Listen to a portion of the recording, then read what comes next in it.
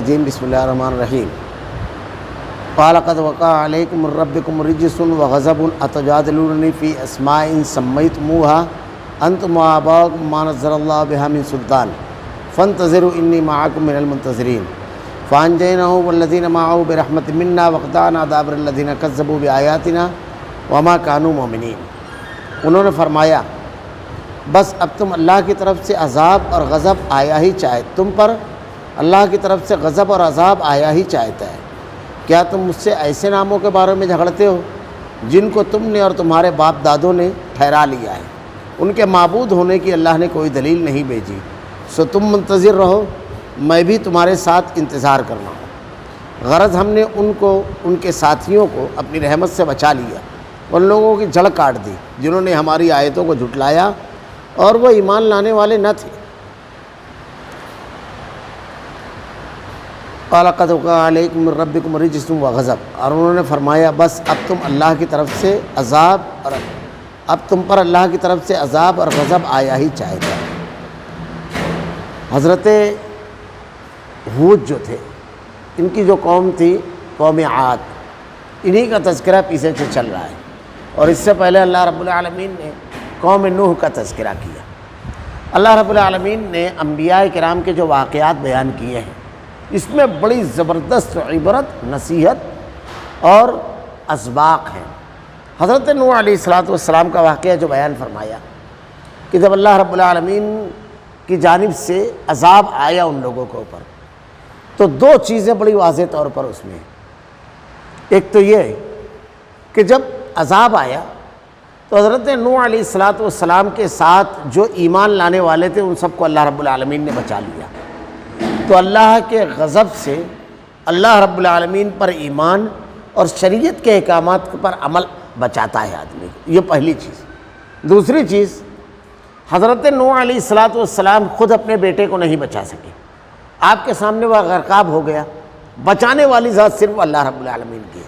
تیسری چیز جو دنیا کے تمام قوموں میں پائی جاتی ہے اور جس کی بنیاد پر گمراہی اور شرک آتا ہے اور اللہ کی نافرمانی آتی ہے، شخصیت پرستی۔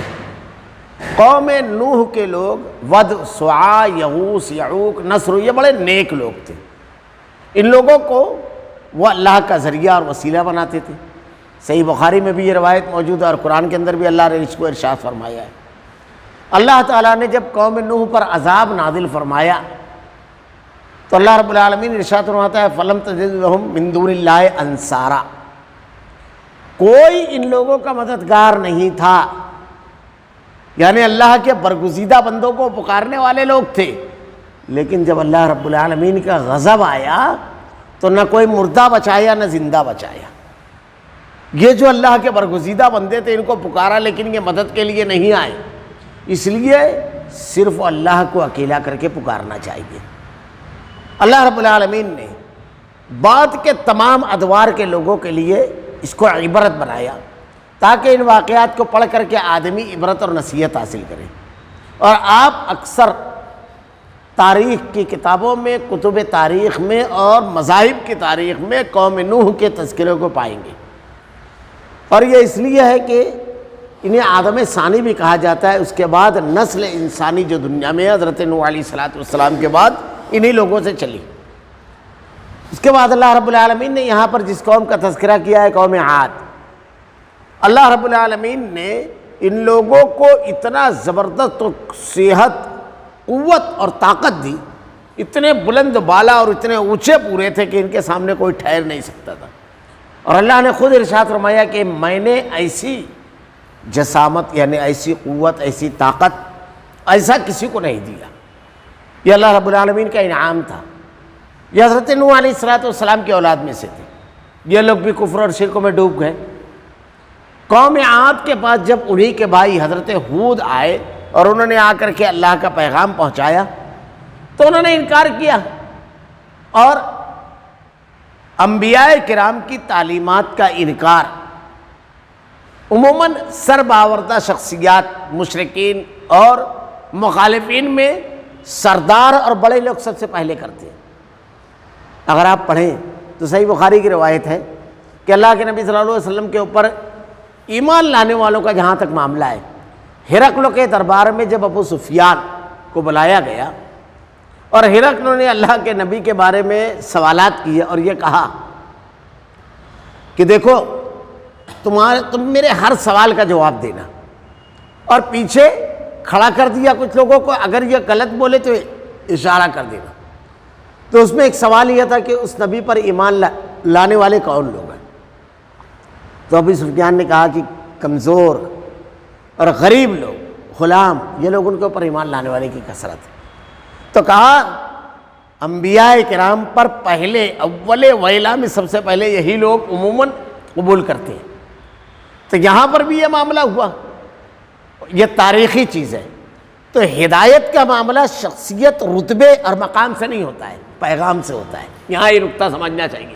کبھی کبھی آدمی کو غلطی ہوتی ہے، اتنے بڑے ذہین لوگ، اتنے بڑے بڑے سردار، قوم کے امیر، یہ لوگ قوم کی قیادت کرتے ہیں، ہر معاملے میں ان کو آگے رکھا جاتا ہے، یہی ہر معاملے میں رائے اور مشورہ دیتے ہیں، قوم کے بھلے اور برے کے فیصلے کرتے ہیں۔ ان کو نہیں سمجھ میں آیا، یہ حضرت اٹھ کر کے بولنے لگے بالکل نئی بات۔ تو شخصیات، سرداری اور بڑائی، اختیار، حکومت، یہ حق کی دلیل نہیں ہے۔ حق کی دلیل ہے اللہ کا نازل کردہ پیغام، یہ اہم چیز ہے۔ اللہ کا نازل کردہ پیغام جس کے پاس ہے، وہ کتنا بھی چھوٹا شخص ہو، لیکن اس کے پاس پیغام اس کائنات کے رب کا ہے۔ آپ اپنے علاقے کے سرداروں کو دیکھ رہے ہو، اپنے علاقے کے بڑے لوگوں کو دیکھ رہے ہو، اپنے علاقوں کی بڑی شخصیات کو دیکھ رہے ہو، اپنے گاؤں کو چلانے والوں کو دیکھ رہے ہو، لیکن اس کائنات کے چلانے والے پیغام کی طرف تمہاری نظر نہیں گئی۔ انبیاء تو اپنی بات نہیں پیش کرتے ہیں، بہت بڑی چیز ہے یہ۔ یہی سب سے بڑی غلطی اور چوکی ہوتی ہے کہ آدمی چہرے دیکھتا ہے، الفاظ نہیں، چہرہ نہیں دیکھنا ہے، بلکہ بات دیکھنا ہے کس کی۔ حضرت ابوبکر صدیق رضی اللہ تعالیٰ عنہ کا ایک بہت مشہور واقعہ ہے، اور ہمارا منہج جو ہونا چاہیے، منہج بڑی اہم چیز ہے۔ ہم لوگ جب نماز پڑھتے ہیں تو ہر رکعت میں سورہ فاتحہ پڑھتے ہیں، اور اس میں ایک دعا ضرور مانگتے ہیں۔ کیا دعا مانگتے ہیں؟ اہدنا الصراط المستقیم، اللہ مجھ کو سیدھے راستے پر چلا۔ اب کون سا راستہ؟ صراط الذین انعمت علیہم، ان لوگوں کا راستہ جو جن پر تو نے انعام کیا۔ انعام کن پر کیا اللہ نے؟ انعم اللہ علیہم من النبیین والصدیقین والشہداء والصالحین وحسن اولئک رفیقا۔ تو صحابہ، تابعین، محدثین، ان کی سوچ اور منہج کیا تھا، یہ بہت ضروری چیز ہے۔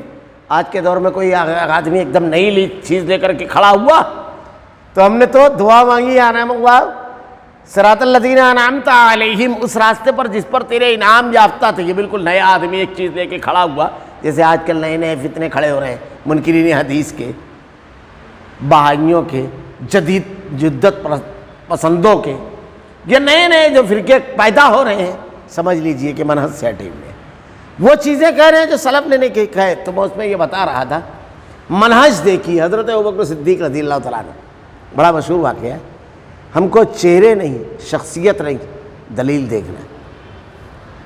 اللہ کے نبی صلی اللہ علیہ وسلم کو جب معراج ہوئی تو معراج کا جو واقعہ تھا، یہ حیرت انگیز واقعہ، عقلوں کو دنگ کر دینے والا۔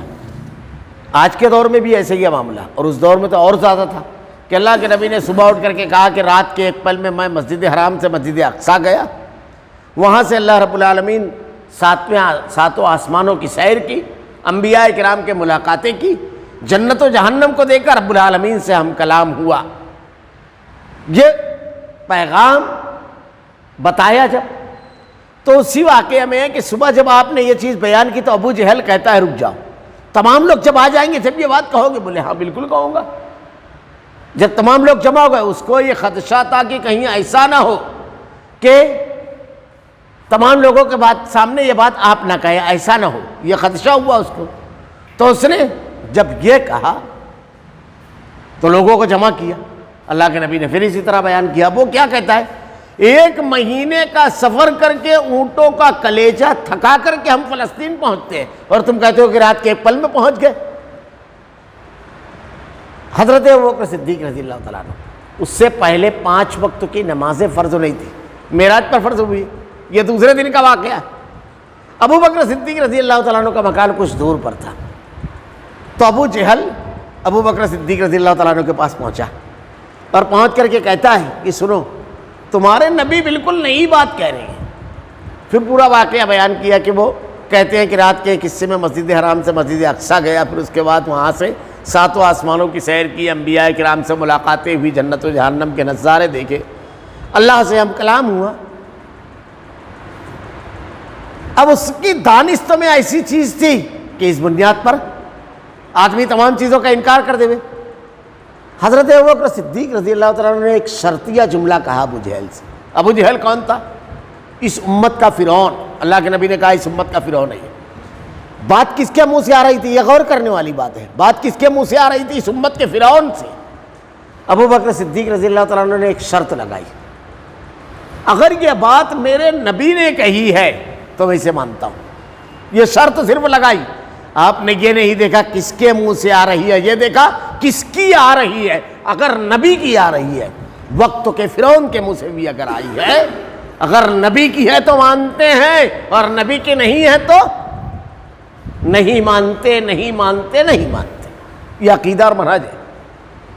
ہم لوگ چہرے اور شخصیات دیکھنے لگتے ہیں، یہی سب سے بڑی غلطی ہوتی ہے، یہ بڑی غلطی ہوتی ہے۔ حضرت ابوبکر صدیق رضی اللہ تعالیٰ عنہ نے ایک شرط لگائی، اگر یہ بات میرے نبی نے کہی ہے، اللہ کے نبی کی اگر بات ہے، اللہ کا کلام ہے، آمنا صدقنا کہنا چاہیے۔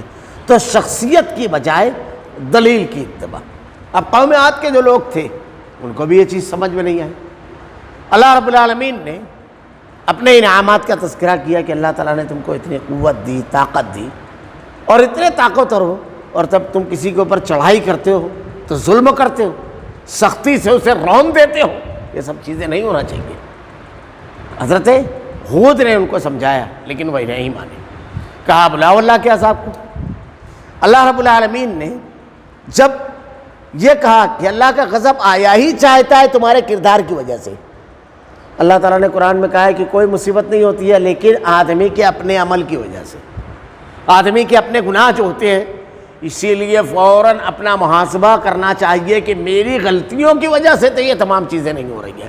اور جو آدمی اپنا محاسبہ کرنے میں کامیاب ہو گیا، سمجھ لیجیے کہ دنیا میں کامیاب ہو گیا۔ صحابہ کرام کا معمول تھا کہ رات کو جب بستر پر لیٹتے تو دن بھر کی کارکردگی پر غور کرتے کہ کتنی چیزیں میں نے قرآن و حدیث کے مطابق کی، اور کتنی چیزوں میں ایسا ہوا کہ حالات سے میں متاثر ہو گیا۔ تو جس نے اپنا حساب یہاں لے لیا، قیامت کو روز اس کا حساب ہلکا ہو جائے گا۔ آدمی تجزیہ کرتا ہے۔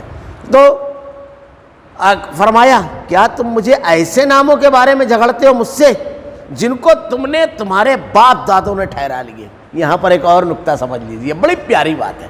قرآن ایک ایک لفظ بصیرت اور علم کا درجہ ہے۔ قرآن کا ایک ایک لفظ کیا کہا اللہ کے نبی نے؟ جس کو تمہارے باپ دادا نے بنا لیا۔ بڑی عجیب بات ہے، تم اپنے باپ دادا کی بات مانتے ہو، لیکن ایک شخص تمہارے درمیان آ کر کہتا ہے کہ میں اللہ کا پیغمبر ہوں اور اللہ کا پیغام پہنچاتا ہوں، تو وہاں پر دلیل نکالتے ہو کہ یہ کیسے کہ تم بول رہے ہو، تمہاری وجہ سے یہ سب چھوڑ دے میں۔ ارے بھائی، جن کو اللہ نے کوئی مقام نہیں دیا، نبوت نہیں دی، اللہ نے اپنا پیغام پہنچانے کی ذمہ داری نہیں دی، انہوں نے کہا اس کو پوچھو، اس کو پکارو، یہ کرو، آپ نے سب مان لیا۔ سوچتے نہیں آپ، غور نہیں کرتے، کیا مان رہے آپ؟ اللہ تعالیٰ کے نبی کیا کہہ رہے ہیں؟ یہ نام ہے جن کو تم نے اور تمہارے باپ دادوں نے ٹھہرا لیے۔ یہ لوگوں نے ٹھہرایا ہے کیونکہ اللہ کا پیغام ان کے پاس نہیں آتا ہے، اور جس کے پاس اللہ کا پیغام نہیں آتا ہے وہ اپنے دماغ سے ٹھہرائے گا۔ تو جو غیر نبی کی اتباع اور پیروی کرے گا وہ گمراہ ہوگا، اور جو نبی کی اتباع اور پیروی کرے گا، کیوں؟ اس لیے کہ نبی اللہ کا پیغام پہنچاتا ہے، ان کے معبود ہونے کی اللہ نے کوئی دلیل نہیں بھیجی۔ یہ بڑی پیاری بات ہے۔ میں اس سے پہلے کئی مرتبہ کہا ہوں، شرک کی کوئی ایک دلیل اللہ کی کتاب سے مشرک نہیں دے سکتا، اور بدعت کی کوئی دلیل اللہ کے نبی کی حدیث سے بدعتی نہیں دے سکتا۔ یہ بہت بڑی بات ہے۔ اللہ نے قرآن میں یہ بار بار کہا ہے، ہاتھو برہانکم ان کنتم صادقین، لاؤ اگر تمہارے پاس کوئی دلیل، اگر تم سچے ہو۔ قل ارأیتم ما تدعون من دون اللہ، یہ اللہ کو چھوڑ کر جو تم دوسروں کو پکارتے ہو، ارونی ماذا خلقوا من الارض ام لہم شرک فی السماوات، زمین اور آسمان کے بنانے میں اللہ کے ساتھی اور شریک تھے جن کو پکارتے ہو۔ اب تمہاری زندگی کا پورا ساز و سامان، پورا انتظام و انصرام کہاں ہے؟ یا تو زمین سے یا تو آسمان سے۔ زمین سے غلہ اگتا ہے، زمین سے تمہاری ضرورت کی ہر چیز زمین سے نکلتی ہے۔ فضا میں اللہ نے ہوا رکھی ہے، آسمان سے چمکتا ہوا سورج ہے جو دن کو روشن کر دیتا ہے اور تمہاری تمام کی تمام ضرورتیں پوری ہو جاتی ہیں۔ اللہ ایک پروسیجر ہے، بادل پانی کو لے کر چلتے ہیں اور اللہ تعالیٰ آسمان سے بارش برساتا ہے۔ تیسری کوئی جگہ ہے۔ اب ان دونوں چیزوں کو جو تمہاری حیات کے تمام تقاضوں کو پورا کرنے والی ہے، اس میں کوئی شریک تھا؟ جب نہیں تھا تو پکارنے کے لائق ہے اس کے ساتھ؟ رأیتم ما تدعون من دون اللہ ارونی ماذا خلقوا من الارض ام لہم شرک فی السماوات۔ کوئی تھا؟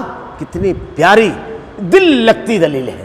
ایتونی بکتاب من قبل ھذا، لاؤ اگر تمہارے پاس کوئی کتاب ہے، او آثارۃ من علم، یا کوئی علم جو اگلوں سے چلا آ رہا ہے، ان کنتم صادقین، اگر تم سچے ہو۔ دلیل مانگی جائے گی۔ دلیل کا مطالبہ اللہ نے کیا ہے اور ہم کو بھی مشرک سے دلیل کا مطالبہ کرنا چاہیے۔ نبی نے بھی کیا کہا؟ اللہ نے کوئی دلیل، سو تم منتظر رہو، میں بھی تمہارے ساتھ انتظار کرتا ہوں۔ فانجیناہ والذین معہ برحمت منا، غرض ہم نے ان کو اور ان کے ساتھیوں کو اپنی رحمت سے بچا لیا۔ اہل ایمان کو اللہ رب العالمین بچا لیتا ہے، بچ جاتے ہیں اہل ایمان۔ تو اگر بچنا ہے تو ایمان قبول کرو اور اللہ رب العالمین کے فضل و کرم کو تلاش کرو اور اللہ رب العالمین کو راضی رکھو۔ حضرت ابراہیم علیہ السلام کو کیسے بچایا؟ حضرت یونس علیہ السلام کو کیسے بچایا؟ حضرت موسیٰ علیہ السلام کو کیسے بچایا؟ آپ اللہ کے نبی صلی اللہ علیہ وسلم کو کس طرح شب ہجرت تلواروں کے چھاؤں میں بحفاظت نکالا؟ حضرت یوسف علیہ السلام کو کیسے بچایا؟ حضرت ایوب علیہ السلام کو کیسے بیماری سے نجات دی؟ تو یہ دیکھیے، بچانے والی ذات اکیلی اللہ کی ہے۔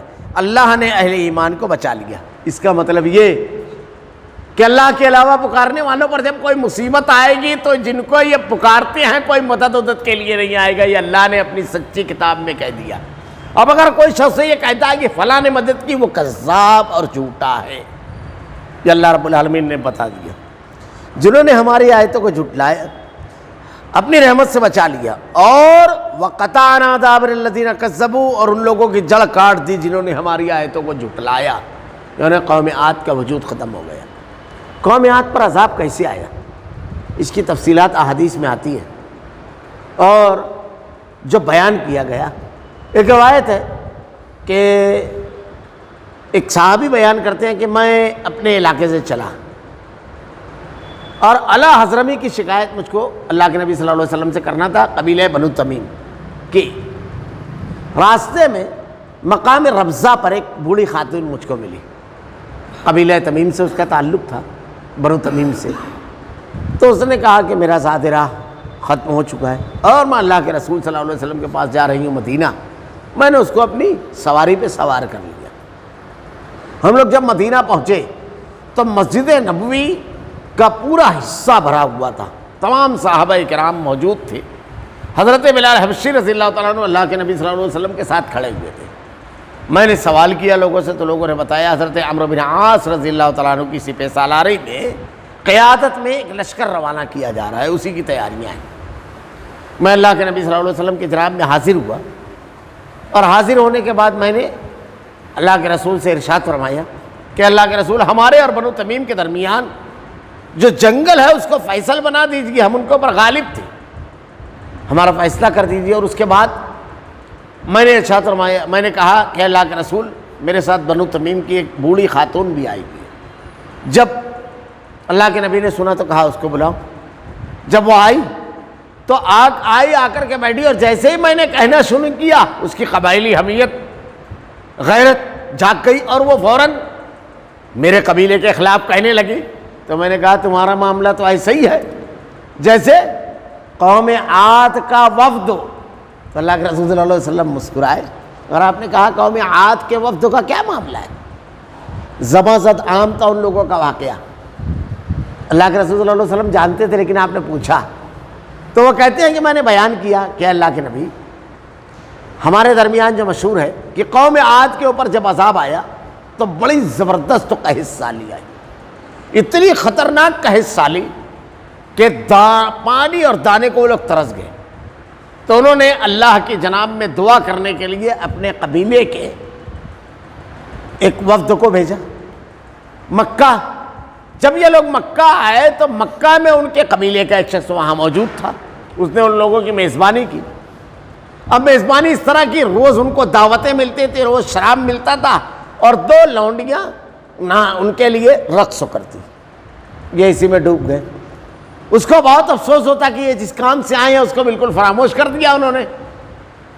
تو ایک جو دوسرے واقعات ملتے ہیں اس میں ملتا ہے کہ اس نے کچھ اشعار لکھ کر کے ان لونڈیوں کو دیے، اور انہوں نے جب گایا تو ان کو ہوش آیا. تو یہ جب جا کر کے کعبۃ اللہ میں دعا کیے، یعنی اس میں وہ تھا کہ تم کو اپنی قوم کا حال معلوم ہے، اب تو ایسا ہے کہ سیاح ان کی بستی میں آسانی سے گھومتے ہیں، اور ان کے اوپر اگر کچھ حاجت وغیرہ کر دے تو ان کو ہکالنے کی بھی قوت نہیں ہے. یہ ایسی صورتحال ان لوگوں کے اوپر آ گئی ہے. یہ بیان کیے تو ان کو آیا ہوش، جا کر کے دعا مانگی. جب دعا مانگی تو اللہ رب العالمین نے بادل بھیجے کئی ٹائپ کے. کہا اس میں سے کوئی ایک بادل پسند کر لو. آواز آئی تو ایک کالے کلر کا بادل، انہوں نے کہا کہ بڑا بارش برسانے والا ہے. اس کو پسند کیا تو اس میں سے آواز آئی کہ اس میں عذاب ہے. اور اس کے بعد اللہ رب العالمین نے جب اس بادل کو وہاں روانہ کیا تو اس بادل میں آندھی تھی. 8 دن اور 7 راتیں مسلسل ان کے علاقے میں وہ آندھی چلتی رہی، اور ان کو لے کر کے وہ بلندی پر اڑتی اور سر کے بل وہ گرتے. اور ایسے پڑے ہوئے تھے، قرآن نے اس کا تذکرہ کرتے ہوئے ارشاد فرمایا ہے جیسے کھجور کے تنے ایسے پڑے ہوئے تھے، یعنی سر بالکل پھٹ کر کے ختم ہو جاتے، اور بڑے لمبے چوڑے قد و قامت کے تھے، تو کھجور کے تنوں کی طرح پڑے ہوئے تھے. کوئی ایک شخص اس کی پوری بستی کے اندر سے سوائے اہل ایمان کے نہیں بچا. یہ اللہ کے علاوہ دوسروں کو پکارتے تھے، نبی کی تعلیمات کا انکار کیا. نتیجہ یہ ہوا کہ ان کو بچانے والا کوئی نہیں ہے. تو بچانے والی ذات اللہ رب العالمین کی ہے، اور کامیاب ہونے والا پیغام اور طریقہ اللہ کا نازل کردہ نبی کا بتایا ہوا ہے، باپ دادا کا نہیں ہے. اللہ تعالیٰ نے ارشاد فرمایا ان لوگوں کی جڑ کاٹ دی جنہوں نے ہماری آیتوں کو جھٹلایا اور وہ ایمان لانے والے نہ تھے. اللہ علیم و خبیر تھا. یہ فیصلہ سنا رہا ہے رب العالمین کہ اتنی چھوٹ دی گئی وہ ایمان نہ لائے، آگے بھی وہ ایمان نہیں لاتے، کیونکہ وہ اللہ رب العالمین جانتا تھا ان کے بارے میں. ان کا کام تھا انکار کرنے کا، نہ ماننے کا مزاج تھا. ساری دلیلیں آ جانے کے باوجود جب آدمی کو نہیں ماننا رہتا ہے تو پھر وہ ایسے سوالات کرتا ہے، پخ نکالتا ہے. اس کا مقصد صرف وہ نہیں ماننا ہوتا ہے. اللہ رب العالمین نے باطل کا مزاج بتایا. غضب اللہ کا کیوں آئے گا؟ کن لوگوں کے اوپر آئے گا؟ کتنی بھی قوت و توانائی آپ کو حاصل ہو جائے، لیکن اللہ کے پیغام کو اگر آپ نہیں ماننے والے ہیں تو سمجھ لیجئے یہ قوت، یہ توانائی، یہ اللہ کے انعامات آپ کو عذاب سے نہیں بچا سکیں گے. اللہ رب العالمین سے دعا ہے کہ رب العالمین اس کے بعد اصل میں قوم سمود کا پورا واقعہ ہے، وہ ذرا سا لمبا ہے، انشاءاللہ اس کو آئندہ ہفتہ بیان کریں گے. اللہ رب العالمین سے دعا ہے کہ رب العالمین شخصیات کو، ان کے قد و قامت کو، ان کی قیادت و سیادت اور ذہانت کو دیکھنے کے بجائے رب تیرے پیغام پر نظریں ڈالنے والا بنا. الہ العالمین اللہ تیرے نازل کردہ احکامات پر عمل کرنے والا بنا. اللہ تیرے کلام کی آیتیں اور تیرے نبی کی احادیث کو ہمارا کردار و عمل بنا دے. رب العالمین حق کو قبول کرنے، ماننے، اس پر عمل کرنے اور مرتے دم تک اس پر قائم رہنے کی توفیق دے. رب العالمین الہ العالمین ہمارا خاتمہ ایمان پر فرما. ربنا لا تزغ قلوبنا بعد إذ هديتنا وهب لنا من لدنك رحمة إنك أنت الوهاب. سبحانك اللهم وبحمدك أشهد أن لا إله إلا أنت أستغفرك وأتوب إليك.